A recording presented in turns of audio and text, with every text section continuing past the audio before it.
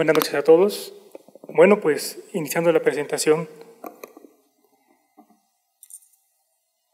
tenemos que el diagnóstico y el escrutinio endoscópico es muy importante actualmente porque tanto los avances que han conllevado a la cirugía de mínima invasión han ido de la mano con la endoscopía, la cual es un abordaje a través de orificios naturales y permite tener el diagnóstico histopatológico que antes solo era posible mediante intervencionismo por radiología o por una cirugía por medio de biopsias.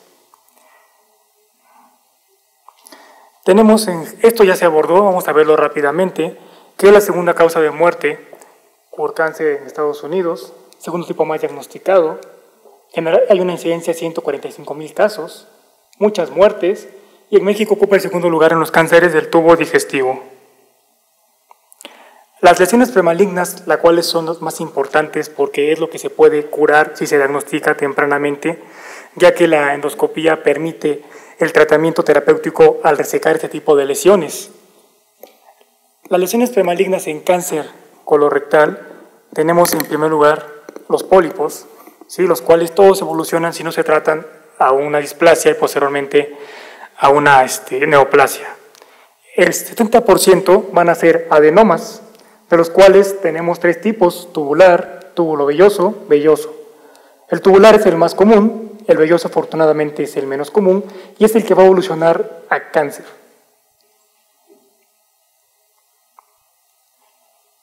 El riesgo va de la mano con el tamaño del pólipo, ¿sí? Y con el tipo de pólipo. El velloso es por mucho el más peligroso y si es menor de 1 centímetro el riesgo es muy bajo, pero en los mayores de 2 centímetros el riesgo ya es considerable, es 30%. Estos cánceres pueden tener dentro de ellos adenomas avanzados, los cuales se pueden presentar a partir de los pólipos mayores de 1 centímetro, en pólipos que tengan tejido velloso y en los que tengan displasia de alto grado.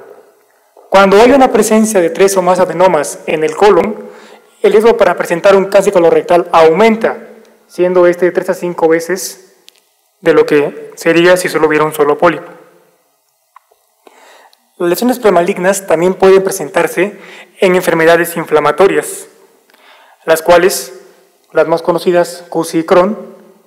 La displasia del cáncer después de 10 años de tener ambas enfermedades varía con el tipo.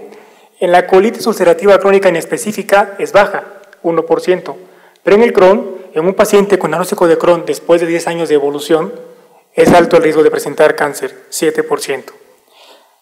Hay condiciones hereditarias, las cuales comprenden varios síndromes. El cáncer colorectal hereditario no polipósico se va a presentar en pacientes que son menores de 60 años y que van a tener cáncer de colon. En ellos es muy alto el riesgo de que sus familiares consanguíneos directos lo hereden y pueden presentarse hasta el 90%. Ahora, existe una condición autosómica dominante, que afortunadamente es muy rara, menos del 1% de la población, que es la poliposis adenomatosa familiar. Todos los familiares consanguíneos la van a tener, todos, 100%. Entonces son lesiones que si se diagnostican hay que tratarlas de manera oportuna. El modelo de la carcinogénesis de Bolkestein, que fue quien lo propuso, no es más que la progresión de un colon normal a un colon que tiene displasia y posteriormente neoplasia. Empezamos con lo que es el epitelio normal, posteriormente la cripta aberrante, que es un término muy utilizado en endoscopía y gastroenterología, que es lo que podría ser un pólipo plano. Posteriormente esto evoluciona a un adenoma temprano, un adenoma avanzado, cáncer in situ, la característica imagen endoscópica como una orejita, y posteriormente metástasis con oclusión. Este modelo es irreversible y la única forma de interrumpirlo es resecando este pólipo o esta lesión.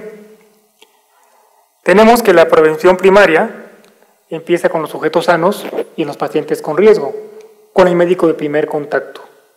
Un paciente con riesgo promedio es cualquier persona mayor de 50 años. Los pacientes con riesgo avanzado son aquellos que tienen condiciones hereditarias tales como la PAF, que ya la mencionamos, estos síndromes de poliposis hereditaria familiar y aquellos que tengan enfermedades intestinales inflamatorias como el CUSI o el Crohn. La prevención secundaria empieza cuando se localizan o se diagnostican lesiones precursoras en pacientes con riesgo alto, como son los adenomas. Y la prevención terciaria ya es cuando se realiza un tratamiento definitivo por parte de los oncólogos para evitar que haya una recurrencia. Todo esto es posible al diagnóstico endoscópico, ya que actualmente se realiza bajo visión directa con las cámaras de video con las que cuentan estos equipos. Anteriormente había equipos de fibra óptica que eran difíciles de utilizar, muy rígidos, había que tener prácticamente la vista pegada a la lente y esto generaba que el endoscopista estuviera en contacto con las secreciones del paciente y era muy incómodo para ambas partes. Actualmente con la videoendoscopía esto se hace a través de pantallas digitales sin tener que estar a una distancia tan cercana del paciente. Para todo esto tenemos dos tipos de endoscopía que nos permiten hacer el diagnóstico. La colonoscopía, que es la que todos conocemos, y recientemente está introducido desde el 2000 a la fecha, lo que viene siendo el ultrasonido endoscópico. La colonoscopía reduce la incidencia de cáncer colorectal de un 76 a un 90%. Esto impacta porque al detectar pólipos tempranos se pueden resecar y esto evita la progresión a neoplasia de acuerdo al modelo de Bolkestein. También permite la toma de biopsias en lesiones sospechosas y cuando hay un pólipo se reseca. Por regla endoscópica, todos los pólipos que se identifiquen, todos deben resecarse. Tienen alta sensibilidad para pólipos mayores de 1 centímetro y en 6% de los pacientes a veces estos pólipos no tienen lesiones. Eso significa que un 94% de los pólipos resecados mayores de 1 centímetro van a tener una displasia o una neoplasia, esto es adenomas. La sensibilidad disminuye para detectar los adenomas en los pólipos menores de 0.6 centímetros, en los cuales un 27% no se observa ninguna lesión. La colonoscopía es un estudio invasivo, ya que uno como médico invade el cuerpo humano con el cuerpo extraño que es el endoscopio. Las complicaciones son realmente muy bajas y dependen de la técnica y de la experiencia del endoscopista. La colondoscopía se utilizaba comúnmente reforzando lo que son la imagen mucosa y el relieve del patrón mucoso y vascular con tinciones, lo que permitía caracterizar lesiones y delimitarlas en aquellos pacientes con alto riesgo. Esto mejora la detección en lesiones planas o deprimidas, que son los pólipos incipientes, y predice el resultado histopatológico basado en el tipo granular de estas lesiones.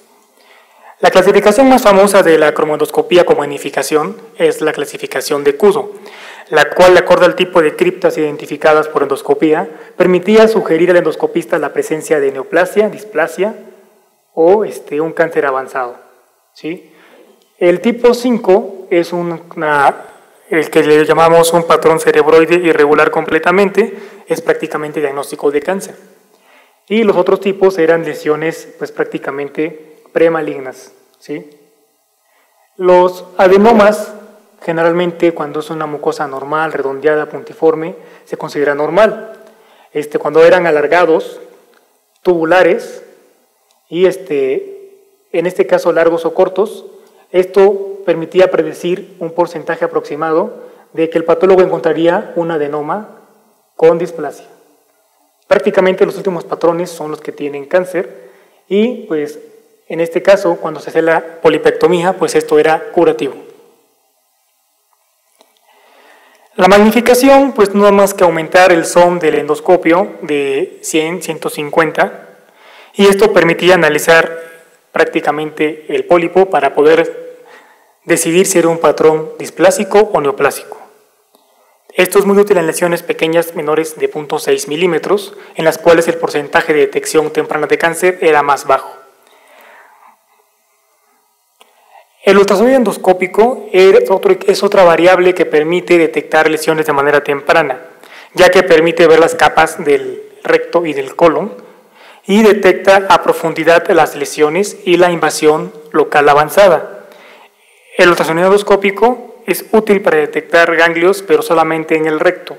En el colon no es tan útil porque ya no tiene esta capacidad para discriminar ganglios más lejos.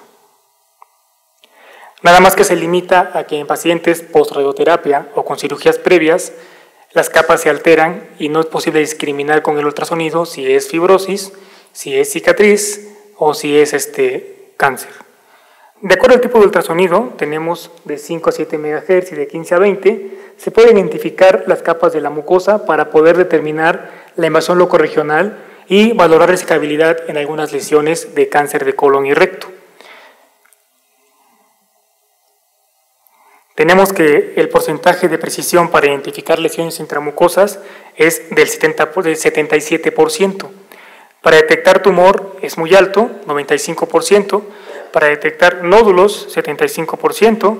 Y si se le agrega la BAF, que es la biopsia por aspiración con aguja fina, esta sensibilidad aumenta al 90%. En colon no hay estudios como en recto para poder detectar lesiones en ganglios. Sin embargo, en recto es muy importante porque permite discriminar la invasión locorregional y esto le da a los oncólogos los criterios de resecabilidad. La precisión diagnóstica para colon en general es del 91.8% para el tumor.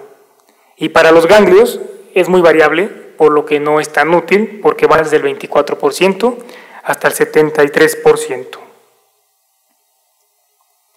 Tenemos que la estadificación del riesgo para el escrutinio en los pacientes con lesiones de cáncer colorectal, pues es el riesgo promedio, el cual es en los pacientes sanos, adultos, mayores de 50 años, sin antecedentes. El riesgo elevado, el cual es menor la población, pues es lo que habíamos comentado de pacientes con historia familiar o personal de cáncer, los cuales pueden tener enfermedad inflamatoria intestinal, síntomas polipósicos, tales como la PAF o el cáncer hereditario no polipósico. Las pruebas de escrutinio para cáncer colorectal se realizan de acuerdo al riesgo. En el riesgo promedio, la modalidad preferida es en la colonoscopia cada 10 años. Y las alternativas es la sangre oculta en heces anual, la cual puede ser bioquímica, que es el famoso guayaco que todos conocemos, o inmunológica, la cual ha venido de reciente ingreso y es más específica y más sensible que la bioquímica.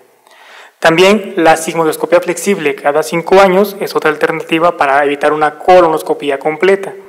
Y la combinación de ambos también se ha utilizado. Actualmente con la colonoscopia virtual, la cual la realizan los radiólogos, es una manera menos invasiva de poder hacer un escrutinio en pacientes con riesgo promedio. Sin embargo, la colonoscopia virtual tiene una sensibilidad muy baja para lesiones menores de 0.5 milímetros.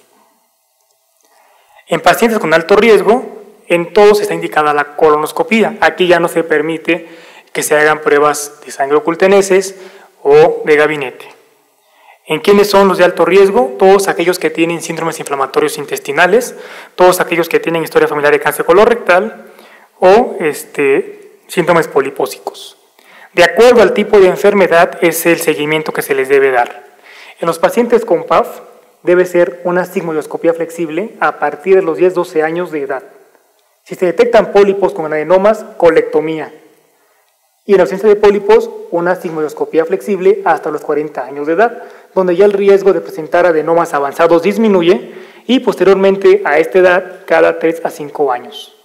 Estos son pacientes con un consejo genético positivo. En estos, pues simplemente una endoscopia flexible a partir de los 10 a 12 años de edad, ¿sí? Anual. Y en los pacientes que tienen el cáncer colorectal hereditario no polipósico, la colonoscopia debe presentarse en todos los pacientes de 20 a 25 años de edad o 10 años antes de la edad más joven de presentación. Si el padre de un paciente tiene cáncer a los 40 años, entonces se debe iniciar el escrutinio a los 30 años de edad en los hijos. Y la colonoscopia se realiza hasta los 40 años de edad. En individuos con historia familiar de cáncer colorectal o pólipos adenomatosos, ¿sí? Tenemos que el escrutinio es a partir de los 40 años de edad o 10 años antes de la edad más joven de presentación. Familiares con primer grado, 40 años. Primer grado con pólipo adenomatoso menor de 60 años, 40 años. o 10 años antes de la edad más joven. Esto es en general para todos los pacientes con historia de alto riesgo de cáncer colorectal. Es algo similar a lo que se hace actualmente con el examen de la próstata. ¿Por qué? Porque en esos pacientes el riesgo de presentar cáncer colorectal es muy elevado. En pacientes con primer grado con pólipo adenomatoso se hace una colonoscopía individualizada sin preferencia, y en segundo o tercer grado se maneja como un paciente de riesgo promedio. Y la vigilancia, si el estudio es normal, debe ser cada 3 a 5 años, acá en estos casos cada 10 años, y en general cada 5 o 10 años, y en estos pacientes que son desde primero o segundo grado solamente con pólipos sin que lleguen a ser un síndrome, como paciente de riesgo promedio. En individuos con historia personal de cáncer colorectal sin una situación hereditaria, pues aquí prácticamente no varía mucho. En general, el seguimiento después de una operación es cada 3 años y luego cada 5 años. De acuerdo al criterio del cirujano oncólogo, puede hacerse al año como un control o a los 6 meses. Y en el recto es prácticamente lo mismo. También otra opción es una sigmoidoscopia flexible a nivel donde fue la cirugía, en el caso de una anterior baja, en pacientes en radiación o exéresis mesorrectal. Pero en general el criterio es colonoscopia completa. En adenomas únicos, neoplasia avanzada, pólipos sésiles, colitis ulcerativa crónica inespecífica, pues es variable, ¿sí? Prácticamente el seguimiento se hace solamente a los 6 meses o antes, en pólipos con resección incompleta, de acuerdo al reporte histopatológico. En general, todos es a los 3-5 años. Y en pacientes con enfermedades inflamatorias intestinales, como el CUSI o el Crohn, ¿sí?, que tienen una duración mayor de 8 a 10 años, es prácticamente cada 1 a 2 años. Muy bien. Bueno, pues, en general esto es el escrutinio y lo que es el diagnóstico de cáncer colorectal en endoscopía. Actualmente disponemos de nuevas tecnologías, tales como el NBI, que es la banda de imágenes de banda estrecha, y otras tecnologías, pero en general esto es lo que realizamos. Gracias, doctor. Gracias.